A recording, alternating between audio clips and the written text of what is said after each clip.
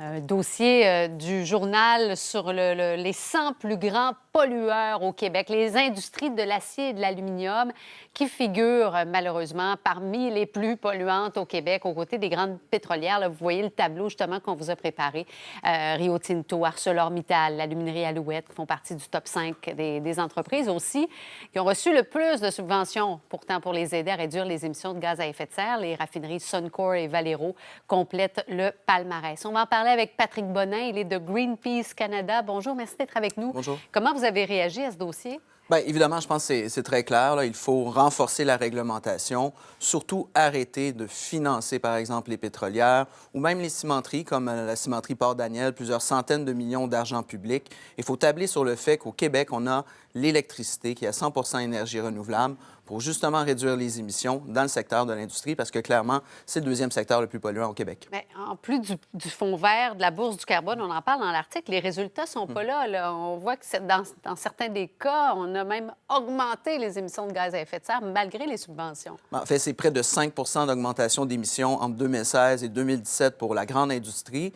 Une de ces raisons-là, entre autres, c'est qu'il y a beaucoup, à travers la bourse de carbone, des droits de polluer gratuits. Ils sont remis aux entreprises, on appelle ça des allocations gratuites. Et pour 2017, les entreprises ont reçu, les grandes entreprises, plus de droits de polluer gratuits qu'ils ont eu d'émissions.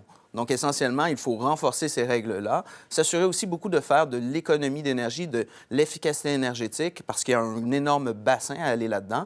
Mais encore une fois, il faut vraiment réglementer davantage. Est-ce que on doit revoir ces programmes-là?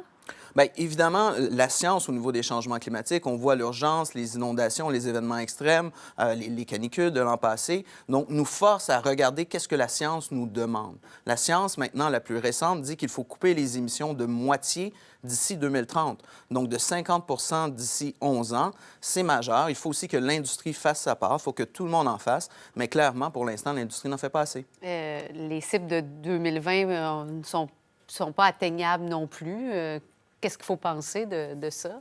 Bien, le gouvernement s'est engagé à faire une réforme du Fonds vert. Le Fonds vert finance justement des mesures de réduction de gaz à effet de serre. Il faut comprendre que l'ancien gouvernement a gaspillé énormément d'argent. Et là, maintenant, il faut aussi tabler sur d'autres secteurs, comme par exemple la captation du carbone, donc séquestrer le CO2 de l'atmosphère. Le meilleur moyen de le faire, ce sont avec les forêts, essentiellement d'augmenter le couvert forestier, arrêter la déforestation, avoir des aires protégées, protéger les vieilles forêts anciennes. Le gouvernement a d'ailleurs mis de l'argent, le nouveau gouvernement de la CAQ, là-dedans lors du dernier budget. Mais il faut arrêter, par exemple, de consommer du ciment dans les bâtiments et plutôt y aller vers le bois qui séquestre le carbone. Je pense que ce qui est alarmant là-dedans, c'est que ces compagnies-là reçoivent beaucoup d'argent du gouvernement justement pour réduire leur gaz à effet de serre. Là.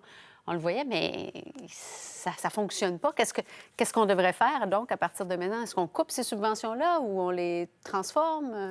Bien, pour nous, il est très clair qu'il faut que les entreprises paient pour leur pollution. Il y a un coût lorsqu'il y a utilisation d'hydrocarbures, entre autres, et émissions de CO2. Ce coût-là, pour l'instant, si ce ne sont pas les entreprises, comme c'est le cas actuellement, qui paient, c'est refilé à l'ensemble de la société. On voit déjà, par exemple, les coûts au niveau des impacts des changements climatiques, les inondations, évidemment, mais l'érosion côtière, les problèmes d'infrastructures routières et autres en raison des tempêtes dans le bas du fleuve, les îles de la Madeleine.